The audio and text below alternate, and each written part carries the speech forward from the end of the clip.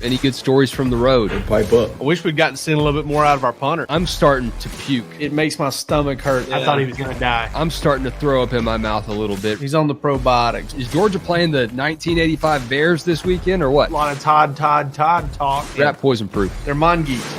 We will not be hunted at the University of Georgia. I can promise you that. The hunting that we do will be done from us going the other direction. Hey, y'all, I promise I am working on a new intro with Rusty on the team. Just got to build up that library of clips to give us the best editing options possible. I'm Wes Blankenship, Palmer Toms, Rusty Manziel on the show tonight, guys. Let's start with Tale of Two Dominics. Rusty, you broke the news on Tuesday about Dom Blaylock's decision to go to Georgia Tech. And I think logic has soundly weighed in the favor of many a dog fan that is looking at this respectively. And when you consider Blaylock's career, going to Georgia Tech is somewhat of an exception, it seems like. Yeah, he, typical Dom. I go back to his sophomore year. I was a Sunday morning. I got a text to call him. I was like, that's weird. On Sunday morning, and about 10 o'clock in the morning, I called Dom, and he said, hey, I want to commit. I said, okay. I said, commit to Georgia? He goes, yeah. Can you do a story? I said, yeah. When do you want to do it? He goes, can you be here in an hour? I was like, well, yeah. So I drive down. I pull in the driveway, shoot about 4 or 5 pictures, get about 2 or 3 quotes from him. And he goes, you going to put that up today? I said, Dom, I'll go down the street and type your story up and put it up. And that was literally the end of his high school recruiting. For 2 years, every school in the South tried to get Dominic Blaylock to take a visit, and he never took a visit anywhere, never. And he was done. Told all the coaches don't call him. And so last night I'm sitting here about 8:30, same spot I am, doing a little bit of work, writing some notes, get a text from his family. Hey, Dom's going to send you a quote. He's committed to Georgia Tech, wants you to put it out for him. I was like, okay. And so I called him up and got a few quotes from the family to go along with Dom. But, the message was clear. The message was clear that he loved everything about Georgia. He's getting his degree Friday from University of Georgia. And, there was a bunch of schools, a bunch of Power 5 schools reaching out to him. I think the determining factor for him going to Georgia Tech was an IT department. He has he wants to learn, he wants to expand into their department. He wants to give it a shot at football, see if he can get a few more touches maybe at Georgia Tech. Buster Faulkner certainly sold him on that. But his 2 brothers, his older brothers, who were SEC football players, live in the city. They're really close. So he's very close with John Fitzpatrick, interesting enough. So he's a former Georgia player, living in the city as well. So, Dom, I think he thought there might be a little bit of backlash. I'm not sure he was really worried. But at the end of the day, I don't think anybody can step aside and look and say this is not a decision for him, not a good one for him, and just go see where it goes. But, this was about life after football as well. So he'll have a degree from University of Georgia, and looks like he'll have a degree from Georgia Tech or certificate in that department he's at as well. So it's hard not to root for Dominic Blaylock. I don't care where he goes. I mean, this guy is everything right about high school recruiting. Is everything right about college football? Had 2 ACLs, well documented, and just hung in there. So, end of the day, man, Dominic Blaylock should be thanked for his time, what he went through. He leads at Georgia with 2 national championship rings, made some big catches in some big games. Oh yeah, and I think that he'll get the DGD. If he doesn't, a guy Glenn Hartley's giving it to him there. But I think at the end of the day, that when you look back on Dominic Blaylock in 10 years. He'll still be welcome anywhere in Athens to walk in any building. Well, he's not the first and not the last to go to a rival and still be considered someone that made great contributions to the program. Palmer, what were you about to say? I was going to say, and the fact that he was, around the team this spring, was present at the spring game, says a lot about who he is and the way that his teammates and these coaches see him. It wasn't a, hey, let's get you out the door. Let's keep you away type deal. They wanted him around. I mean, And so I can only imagine what that last game of the regular season is going to be like for him. I think it might be a little bit more sentimental if they were making the trip to Athens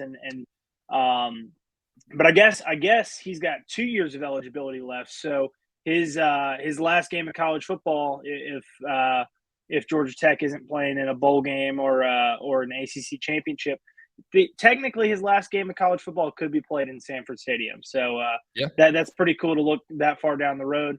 Obviously, like you said, Rusty, just the way that he handled that recruiting process with you, I felt like it was a lot of the same, in talking to him, through his return from the injury, the recovery from the injury. He's very down to earth, understands that he's here, and he wanted to have a role, and whatever that was, he was going to do it to the best of his ability. And I think there's a lot that's, to be respected about that, somebody that handles himself that way. So absolutely DGD. I think the Uncle Glenn approval is the only one that you need.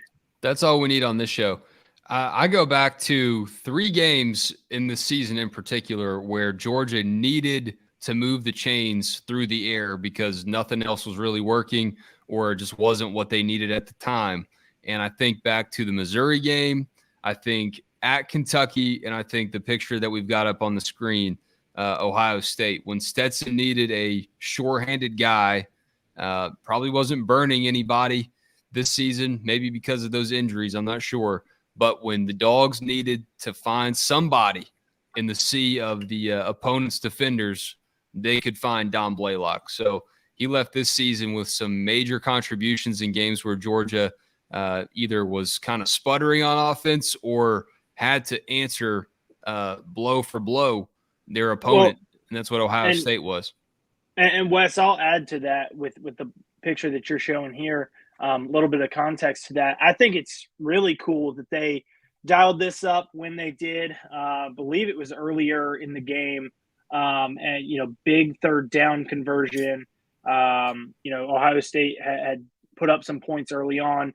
This was a big third down conversion, and it was the same play that they ran against Florida, that the ball went off of Dominic's hands and into the defender's hands.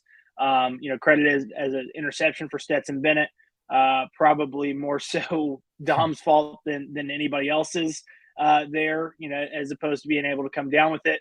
But the trust that they had in him to dial that same play up, one that hadn't, worked necessarily to perfection earlier in the season, dial it up again in one of the biggest moments, the so-called national championship game. I think that it was pretty clear that day, and certainly a couple Mondays later, that those were the 2 best teams in college football playing that night in Atlanta. Yeah, how long ago does it seem that touchdown pass from Jake Fromm to Dominic Blaylock at Auburn when he got behind the defense? That was at Auburn. Had one against Florida that year too. Florida. Yep. So he's got some good ones. I think everybody being agreed. Look, everybody's going to cheer for Dom Blaylock except for one game, and he knows that. Before we wrap that up, Rusty and Palmer, this is open to you too. You mentioned the Buster Faulkner connection. What does that mean for Blaylock? Is it just about the familiarity, or do you think this could probably help him climb the depth chart, just having that relationship as he transitions to Atlanta? Terminology. He knows the offense. He knows what he's trying to run. He goes, hey, this is what we called it at Georgia. This is what we're calling it here. Buster Faulkner has been through a spring at Georgia Tech now. He kind of knows what he's got. So he could tell Dominic Blaylock, hey, look, man, you can freaking play here. You know what I mean? That's probably what he's telling him. You know what I'm saying? Don't worry about anything else. If you like this IT department, come get your degree and education. But you want to get some touches, we need you. And you know the offense, so it's not a long curve there.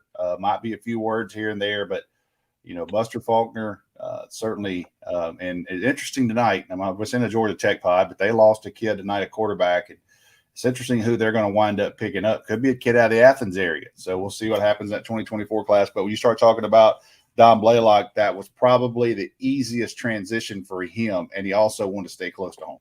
Smart kid. And along those lines, I think that when he's making this decision, May 9th, he announces it. Had he gone somewhere that he wasn't familiar with the offensive coordinator, there's a lot of terminology and stuff to pick up in not a long amount of time.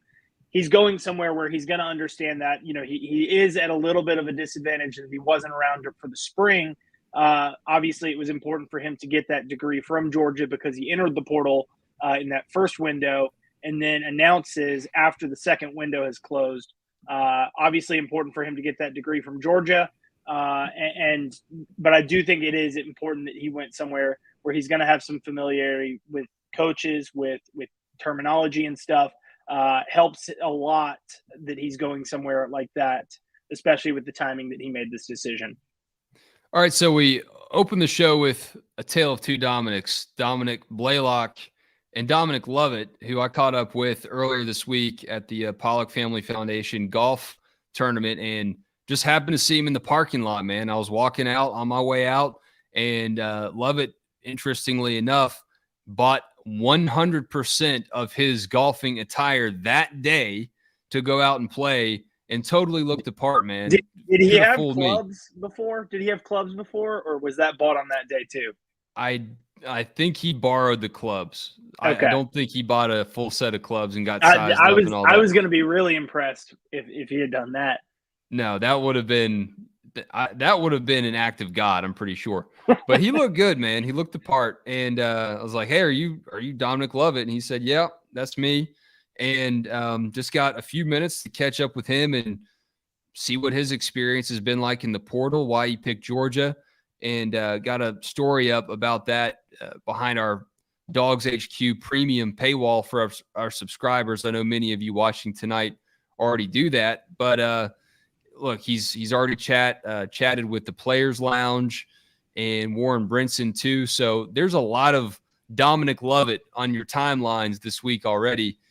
I think Georgia fans are going to love this kid. He is already fitting in very well with his teammates. I talked to a couple of them that were at the tournament as well on Monday, the charity event, and they're like, guys, we like all of our transfer portal guys this year. They're all good fits, but Lovett, they were particularly pumped to have him on the roster.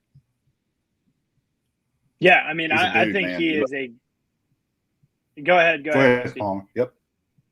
I was just saying – Go ahead.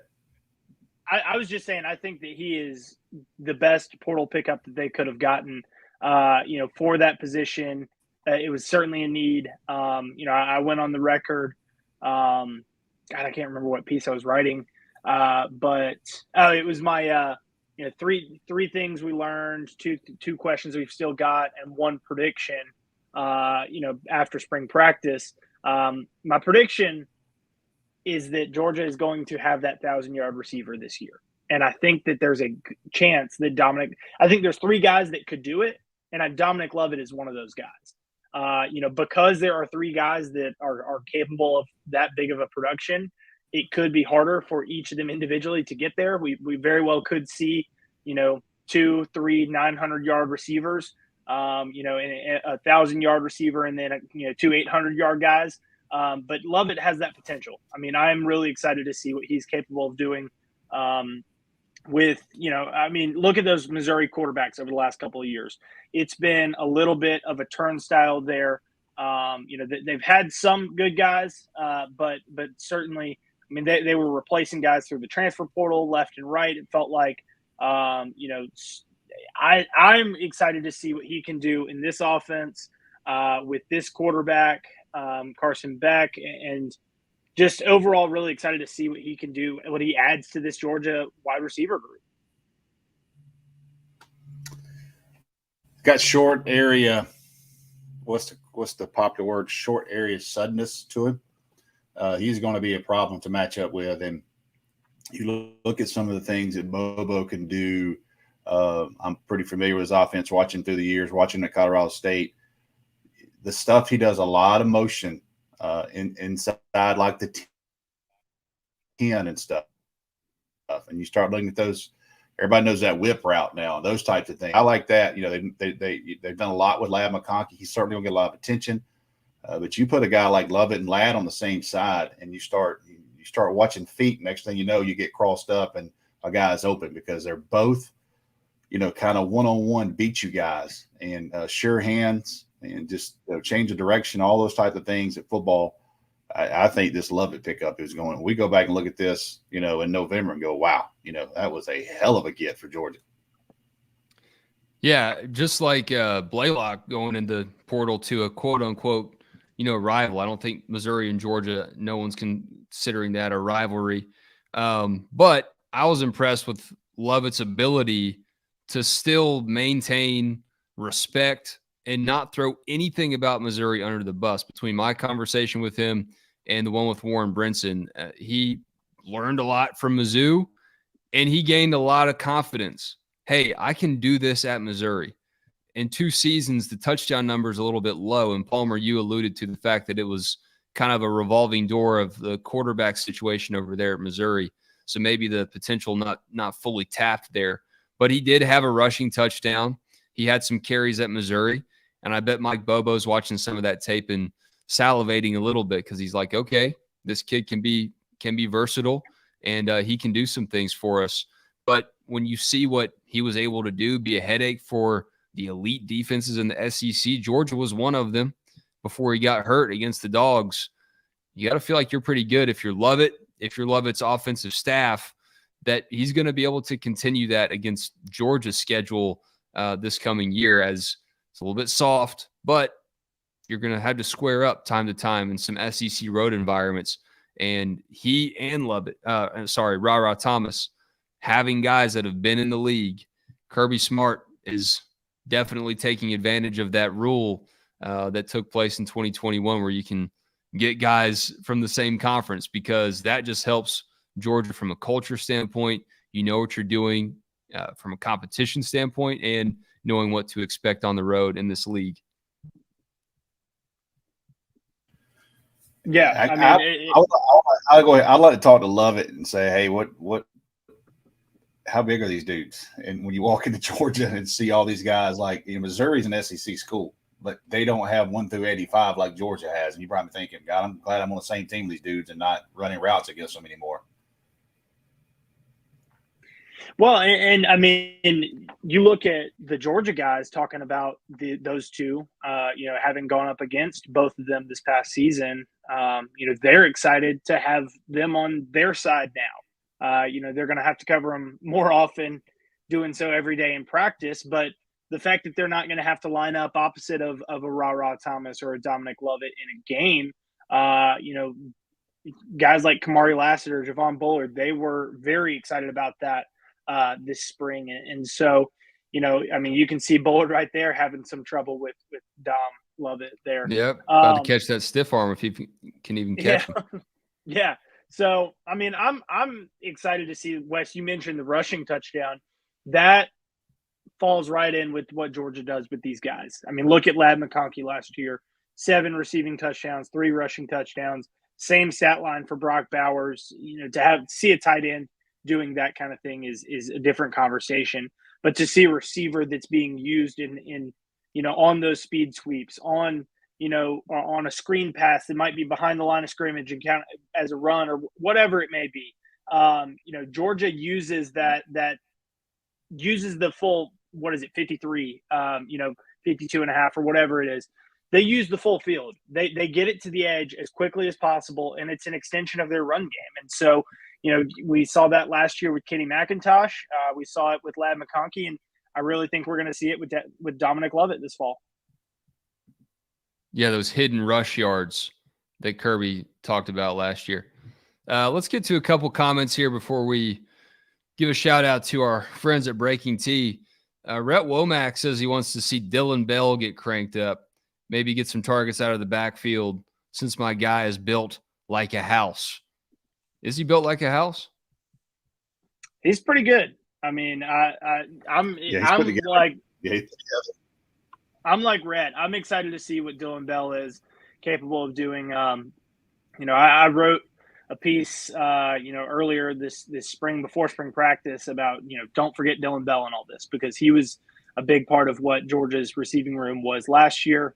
And we've seen a couple of those guys do it as freshmen, and step into bigger roles, get a taste of it as a freshman and then step into a bigger role as a sophomore. It may be hard for him to step into a huge role with the likes of Lad McConkey, Brock Bowers, Dominic Lovett, Arian Smith, Marcus Rosemy, on and on and on. But Dylan Bell is very much a part of the plan for this receiver room. I'm going to answer a question here that Matthew C's got. He's asking, do I expect these guys to put up those receiving numbers because Georgia's unsettled running back room, the most that it's been unsettled since Kirby has been here? And I do. I mean, that's part of my thinking there, is that you don't necessarily know what you've got with the running backs. You don't necessarily have a proven pass catcher out of the backfield. Combine those two factors there. Those yards have got to be made up somewhere. If you're not handing the ball off as often because you don't feel great about the running backs, or you're not handing the ball off as often because you don't feel great about the depth of those running backs. And then if you're not throwing it to the backs out of the backfield because they're not as strong of pass catchers as they have been, those touches have got to go somewhere else. And so that's why I do think that, without an extra tight end in there like Darnell Washington, we're probably going to see some more, 3 receiver, 4 receiver sets out there. I think Carson Beck has a really strong arm. I think that Georgia's going to try to spread it around a little bit. And, I think all that ultimately results in these receivers getting a lot more touches. And that's why I think that Georgia is going to have that 1,000-yard receiver guy. Don't discount the offensive line. And I'm telling you, they got people that move bodies. And you start talking about Xavier Trust and Tate Ratledge and Amarius Mims and Ernest Green and whoever. I mean, you don't have to have Garrison Hurst in behind it right now, because those guys are going to move some bodies. And I just think when you look at things, it's still a game up front. But I do think Georgia, I agree, Palmer, I think everybody that follows this team day to day or a real fan of this team understand they're probably more talented outside the hashes than they are, lined up in the backfield. But man, they got an offensive line that can. You start Van Peren. I actually watched some of the Florida game the other night. I'll take a random half and watch a game, and dude, they were mauling people, man. I mean, they will absolutely maul people, and I don't think Tate will probably be upset. Say Tate wasn't 100% healthy as the season started last year, so he got better as the year goes on. Trust got really good as the year went on. So, I don't discount the offensive line because they can move. There's still some SEC backs behind them. It might not be Nick Chubb and Sonny Michel and those guys. So, I think the running game is still going to be tough to deal with when you face Georgia. Absolutely. I mean, it always is. And you're right. They've got one hell of an offensive line there. And Tate wasn't healthy. And like you said, he wasn't healthy coming into the year. There were times throughout the year that he wasn't healthy. So, that's the nature of playing in this league and playing offensive line. You're going to get beat up. You're going to get bruised and bumps and bruises everywhere. You do have to have that depth that we see Stacy talking about here. Stacy seems to be a doubter. Really worried about next year's offensive line. We don't seem to have the depth. Hey, that's just the bar right now. Ask Mike Bobo what his depth looks like compared to what it looked like when he was here last time. See, I think I read that as Stacy's worrying about the 2024 offensive line. And I mean, that's valid because you're probably going to lose, Cedric Van Peren, Tate Ratledge, Xavier Truss, Amarius Mims. I mean, you're losing a lot off of a really good group. So I can understand where you're coming from, Stacy, but because of the way that Georgia has, look at last year, look at a couple years ago, they rotate these guys. They get them reps. They get them ready to roll. There were 7 offensive linemen that played at least 30% of snaps for Georgia last year. You just don't see that very often unless you've got guys that are getting hurt left and right. And I mean, we saw the same starting 5 for I think every game but 2 in the regular season, and then Marius Mims slotted in the postseason. So 4 of 15, so 11 games you had the same starting 5. They've got depth. They established that. And I think they're going to continue to do that. We've heard really good things about, Micah Morris, Dylan Fairchild, Jared Wilson, Austin Blaskey's obviously a guy that that could start this year. But Lasky's got all the buzz. He's the off-season offensive lineman of the year, I feel like. Well, and he's a guy that could start, but also could be a rotational guy and could be somebody that you're counting on for depth and moving forward. So, and not to mention you got great guys that are in this recruiting class that they just signed. Monroe Freeling, the #1 offensive tackle in the country. You know that they're going to develop those guys. They've done it with, from Andrew Thomas. I mean, Isaiah Wynn, Andrew Thomas, Jamari Salyer, Isaiah Wilson, Broderick Jones, Warren McClendon, Amarius Mims. Do we need to go on and on and on? Because all those guys. Yeah, I want to see how many more you can name. all very solid offensive tackles for Georgia. Yeah, well, if you listen to this show, I'm excited about Monroe Freeling because I think he's got the name of the class. The class act of all college sporting apparel is breakingtee.com, and the Georgia shop, the link is always in our episode description. We're talking about some new dogs here, and I wonder which ones will end up on a Breaking Tee feature tee this year. Will it be Dylan Bell? Will it be Dominic Lovett? They need to show some O-linemen some love. Maybe the Great Wall of Georgia. I'll submit that idea to Franco as he puts our Breaking Tee lineup together. But y'all check it out. You got all the Georgia Delphia Eagle Dogs stuff. I don't know if your Eagle fandom has calmed down in the couple of weeks since the draft. But it's there for you if you've actually converted to be a Philadelphia Eagle fan after they drafted all those dogs. Or if you're just a traditional dog, you got all that championship gear that you could want. Hop on over to Breaking Tee and get that new Georgia shirt. You need one. What's up, Jake Roos? What's up, boys? We went to the bullpen here late. The closer. I mean, man. Wouldn't it be great? The NFL schedule comes out tomorrow. Wouldn't it be great for the Eagles to play in Atlanta on Georgia's off week? Oh, boy. Could you imagine that Sunday? Yeah, there'd probably be a lot more fans there than there normally are. No doubt. No doubt. Bruce, welcome in. We're just talking about Dom Blaylock and Dominic Lovett opening the show with the tale of two Dominics. Another thing that's been a theme this week, and I'll pick up a little bit of the Dominic Lovett conversation. He told me that he's excited to play with Georgia's quarterbacks because they're just some dogs. And at the same event, I asked David Pollock if he could sum up this team in 3 words or less, and he said the exact same thing. It was kind of spooky. I don't know if they met up or something and compared notes, but he said, my 3 words are just some dogs. What does that mean to you guys from the quarterback room to this roster through and through? Pollock's seen some practices. Rusty, you've evaluated these recruits. Roos, you have too. And Palmer, you're familiar with what Georgia already has and some of the guys that are yet to prove themselves. When I hear guys like that are on the team, actually practicing, and former dogs like Pollock getting to witness practice, I'm pretty excited to hear someone say Georgia just has some dogs, and they mean that in the best sense possible. Yeah, I think that, when I hear that, to me, what comes across is the idea that, like, these guys still have their edge. And that's what's so important, right? I mean, Kirby talks about complacency all the time, and the idea of, the being the hunted instead of being the hunting. I think that's really, to me, that's what that says. Is that's the idea. You got that's still that competitive edge, that drive to say, look, what we did last year is last year. We're this year's team now, and we've got to be as great. The standard's out there, and everybody's familiar with what that is at this point. Yeah, I think you want to hear a team described as just some dogs and not just some deacons.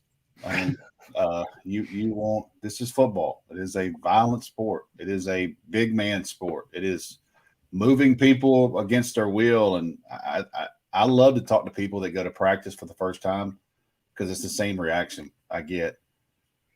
Holy hell, Kirby's loud on that microphone, and I can't believe how big George is. Like, everybody are 1% humans. Except for Lad McConkey. He's a 1% athlete. He's a Lad McConkey. Every time I see Lad, I saw him Monday. I said, Lad, I'm sorry. I didn't take everybody in Northwest Georgia was on my tail about you, and I'm sorry that I didn't speak up for you. But it doesn't matter anymore. But everybody, including Hal Lamb, he was head coach at Calhoun, and ironic the story. Hal Lamb called Kirby after Northwest Murray beat him, and he said, "Look, this guy's the real deal, man. This guy just beat us, and we couldn't stop him. I think he was playing Wildcat quarterback, just running around, running wild, and yeah. I hope he was wearing number 84 too. North Murray, I mean, he's a legend up there in Chatsworth, and I think one day we ought to just talk about his family are mega Tennessee fans, like Rocky Top, like season ticket suite holders, and they didn't offer. So there's been a trend of that with Tennessee with some pretty big name guys. Ladd hit the drive of the day that I saw anyway, at the T-box I was hanging out at. I'm not lying, guys. Like, I saw Tate, I saw Warren McClendon, and they bombed it. Okay, they sounded like a cast iron skillet hitting a curb. Okay, it was loud when they hit the ball, but Ladd's drive looked like a PGA swing, and he said he's an 18 handicap. He's sandbagging. I've heard he's just as good of a basketball player as he is a football player. I mean, I've heard he is nasty on the court, man. Athlete, man. Yeah. And it's interesting, Rusty, you talk about Kirby being loud out there practice, and what that came to mind for me was Fletcher Westfall was a kid I talked to after his last visit, and he said, the standard is so high at Georgia that Kirby's on the mic screaming at recruits if they're texting on their phone. I mean, he was like, I mean, if you're doing that to kids on campus that you're trying to impress and come land, what do you think these guys are getting it out there in the trenches, buddy? I talked to a guy. That's funny you said that. I talked to a guy who was at practice that day, and Kirby looked at about 10 recruits and said, "Put your phones down and pay attention, because if you don't want any of this right here, this is for you." Yeah. And I said, he goes, "Oh my God." I said, "Dude, you can do that when you're back to back. You can't do that when you're 8-4. Yeah, no question. You're over taking selfies with them when you're 8-4. So, but that's funny you bring that up. That's the same thing. He was like, "Man, I couldn't believe he told those recruits to put their phone down and pay attention. This is practice." Yep. Yeah, Kirby's turning into your dad at the dinner table. Put your phone down. Rumor has it he did it to Jake Rowe one day. I think I've heard that rumor. Oh man, Mark Richt got after Jake Rowe one day too. I was there. If you can get Mark Richt upset at you as a reporter, you damn well know Kirby Smart ain't holding nothing back.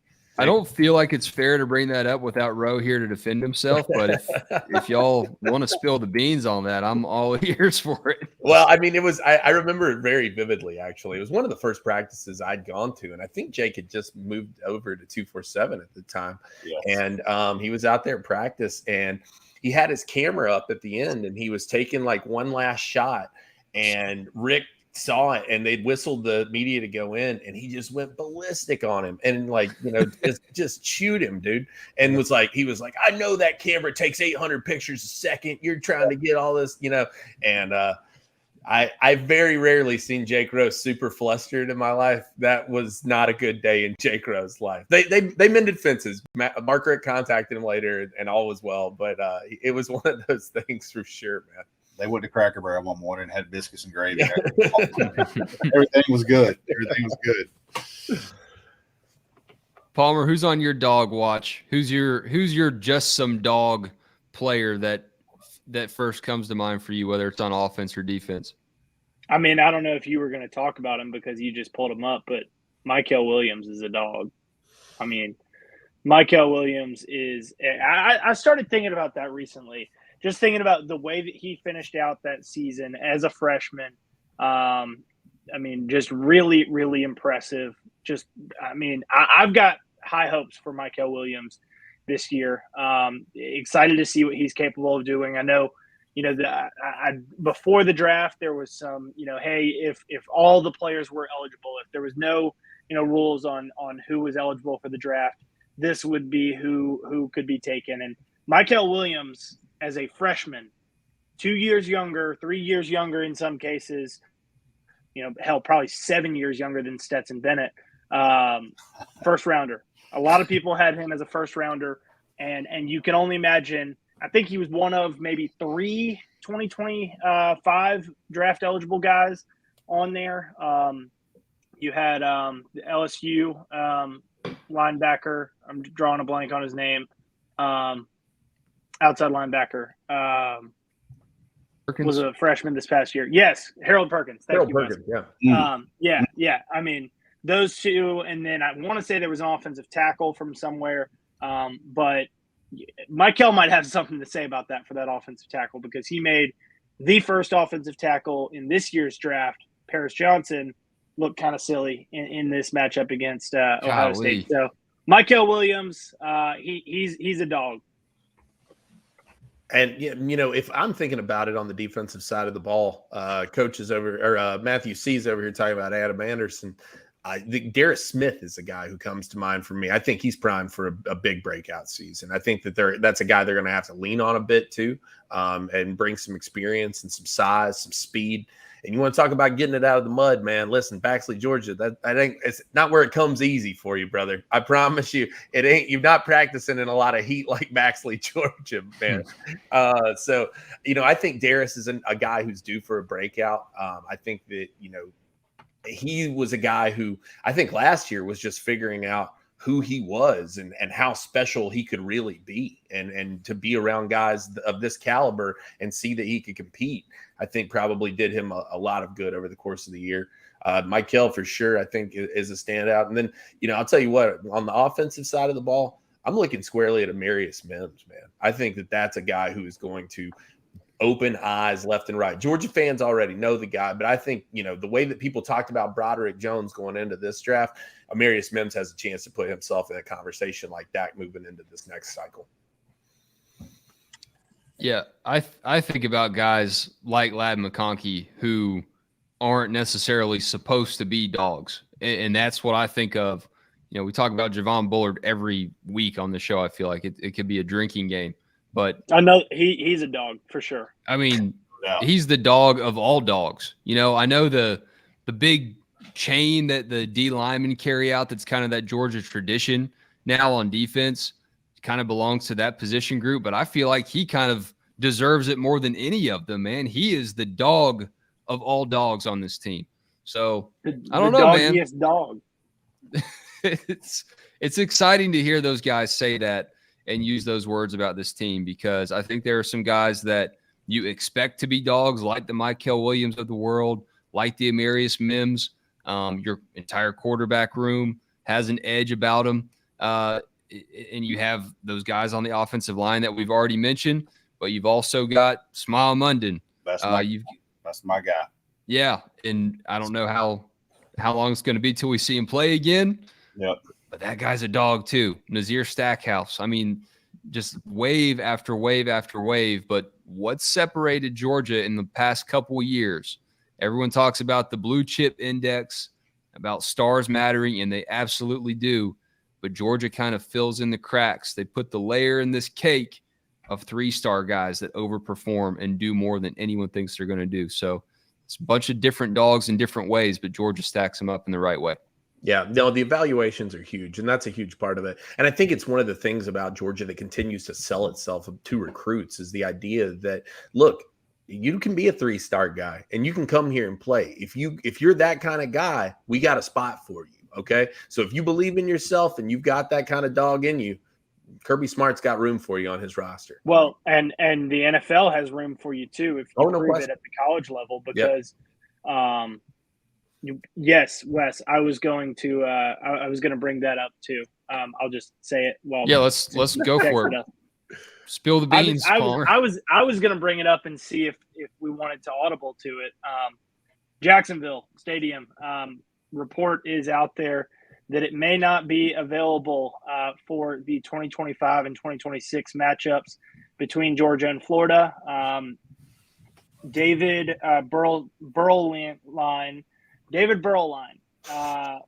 wrote in the Jacksonville newspaper, Florida Times Union, spoke with Mayor Lenny Curry on Wednesday that Jags are scouting potential locations in Jacksonville for home games to be played during a 2-year renovation of TIAA Bank Field. Is that what they're calling it now? I had to think about that. I scrolled up to the picture to make sure that I was calling it the right thing. because I feel like it's been called a million different things. But during those 2 seasons, the annual Florida-Georgia game, Georgia-Florida, clearly this is a Florida paper writing that because you wouldn't see those two. Yeah, Palmer, I'm about to mute you, man. I know. That's $1 in the swear jar. Do y'all make people run bleachers on here or what? I'm getting that 6 a.m. crew. I just mute them. But it would be played outside of Jacksonville with each school taking a turn hosting the game on its campus. So trying to think who is I think Florida's the designated home team for 23, which would mean 24 is Georgia, 25 being Florida. So that first game would be in Gainesville with the return trip to Athens in 26. That sounds right to me. I imagine that'll be a pretty nice ticket in Athens. Yeah. That's going to be, God almighty, what a weekend. Ooh. It's not even going to be a cocktail party. It's just going to be an outrager. People pulled over on 316 about halfway down. Yeah, absolutely, man. The distillery party. Yeah. No, it's I mean, I think it's an exciting proposition. I think it gives people a lot of what they've wanted to see and called for a long time. I mean, there's a number of people out there, and not an insignificant amount of fans and also people in the media who've called for the game to be moved back to the home and home. And while I don't personally love that idea, I think that you'll get a taste to see how it is, how it works. And I think right now, if Kirby has a big weekend of recruits that weekend, they'll never go back to Jacksonville. Yeah, no question. No chance. No, and that absolutely. It's funny we were talking about this because Nick De La Torre from Gators Online texted me the same link, and he was saying heads up, renovation would mean no Jacksonville, and we were saying that this is exactly what could lead to it never being in Jacksonville again. Is you get this on campus, you give these schools a taste of what that feels like, and what you give these coaches a taste of what it's like to have recruits on campus for this game, to be able to host official visits. Hotels, restaurants, extra weekend. Oh, hell yeah. That's a recipe for not hosting this game again. I just got chills thinking about all those Florida fans in downtown Athens. Oh boy, there's going to be some arrests that weekend. I can tell you this on both sides of the aisle, man. Talk about property being destroyed, man. It won't be some reputations and lives destroyed. No, it wouldn't surprise me if Kirby was the one just going around with a sledgehammer after last year and saying, "Nah, well, let's knock a wall down in here, so they got to fix that next year." Yeah. Kirby's just destroying the bank, as Matthew C. says they call it. Palmer, do you need to hop off and write this? I don't want to get in the way of you. Something. I'll hop off. I mean, that's what I was going to chop wood about if we didn't bring it up. Yeah, there you go. So chop a story. Chopping wood. I'm gonna go chop up a story. See you guys. All right, amen, brother. I'll chop wood about something that's kind of been alluded to in the comments. A tweet that I saw tonight that is kind of making the rounds, and let me pull it up here.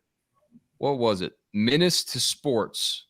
And I'm just cringing at giving this airtime, but it's the hot button issue on Georgia's social media tonight. So I'll just make it part of our show tonight. At Menace to Sports, Coach Zach Smith. If you know who he is, you know who he is. If you don't, then educate yourself. But he's saying that Georgia's pet project defense is done, and Kirby Smart is now going to go 8-4 again. Guys, thank him. Say thank you. Well, I watch his podcast sometimes on TikTok. It comes up on a little algorithm. God knows what my algorithm is. But I don't know what got into him today. But like I've seen him the last couple of weeks, and it's like, dude, it's Georgia and Ohio State, and that's who's going to lock horns. So I don't know what happened today and how much he's trying to push buttons, but I'm not sure that he believes all that, especially with Georgia's schedule. Yeah. I mean, well, he's brilliant in this regard because he's gotten everybody talking about it. He knows what's drawing ears and eyes, man. I mean, it's Georgia all day, Ohio State. I mean, listen, Zach Smith is not he's got his own problems, right? I mean, I'm not. I think to put it lightly. I mean, and I'm not trying to draw people to his podcast, but like he's been wide open about a lot of things. Like they played Michigan State one year and they did a Sunday meeting, and he said that they sat in a room and said, throw at that corner right there. Every single play, the guy's terrible. And they had a little clip. They targeted that kid like 19 times. Oh, wow. Oh, my God. Yeah. So he was like, Urban walked in, so what we got? He goes, we got a corner. If this kid's stiff hip, he sucks. And literally, they went at the kid 19 times in one game. He goes, we were done with a prep. And I was like, man, that's crazy, but that's the way it is, you know? So that's all I have to say. Just say thanks. He knows what he's doing, I think, but Kirby's heard it already. I promise. Somehow, some way. I don't know if you guys heard the 92.9 interview yesterday. I guess you guys probably did with Kirby Monday. The Michigan interview was pretty fascinating.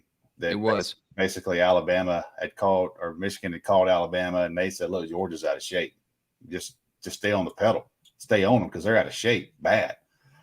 So after they beat Michigan, they talked to Michigan, and that's what they said. Listen, Georgia's out of shape, and Kirby ate that up. Like that was thank you.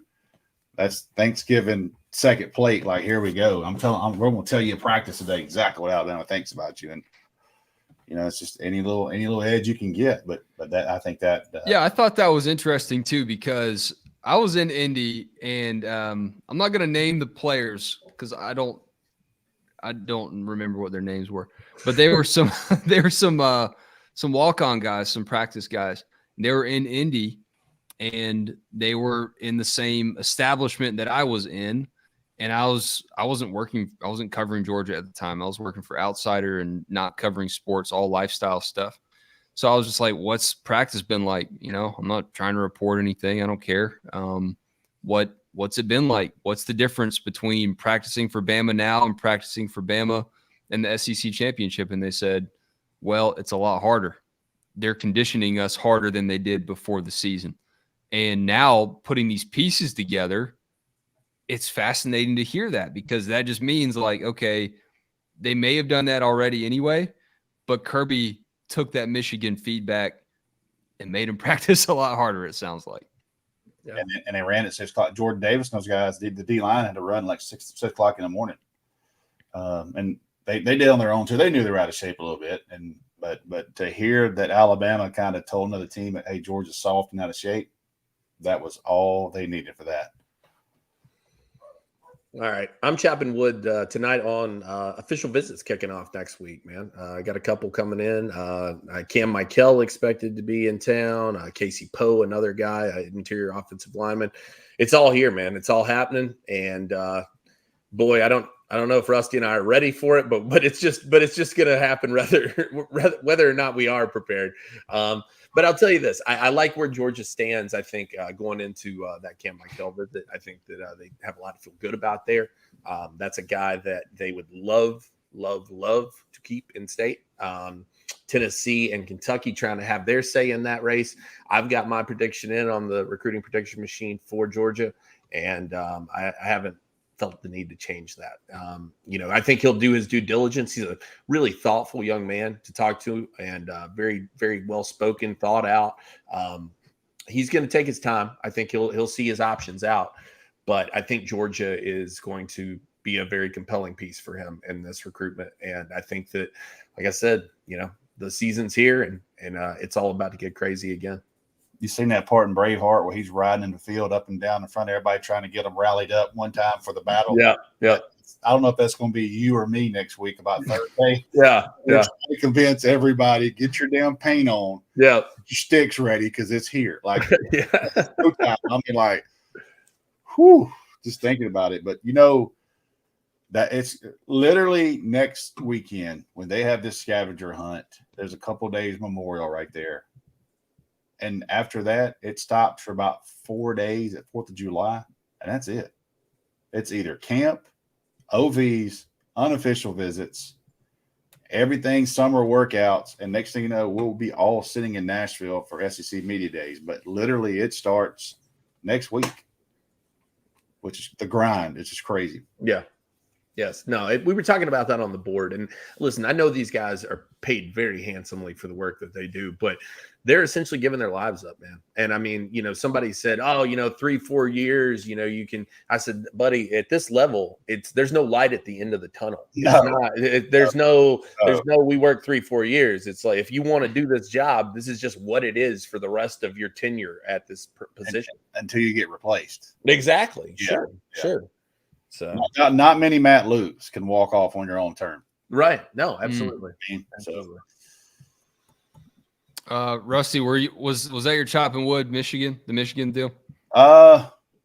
If it was, we can let's do it. Let's put a cork in this thing. Y'all hit like and subscribe. Thank you for tuning in to another edition of the Georgia Show. We'll be back Sunday at 8:30 p.m. Eastern. If you're new here, we do this show every Wednesday, every Sunday, 8:30 p.m. Eastern time on the DawgsHQ YouTube channel. Lock it in to part of your Georgia news cycle. And if you can't catch us live, you can catch us on replay here on YouTube too, or on Apple and Spotify podcasts. Roos, do y'all have plans for Bark After Dark on Monday? I believe we are back this week. I will double check with Roe, but I'm pretty sure we are this week, one way or the other. So fantastic. Can't wait to hear that. Y'all just stay tuned and take advantage of that $1 Rusty special over on DawgsHQ, man. $1 for 6 months. I guess it's 5.5 months now, leading up to October 31st. You can read all of our premium nuggets and info that we didn't spill the beans on here on the Georgia Show. Y'all have a great weekend. We'll catch you soon.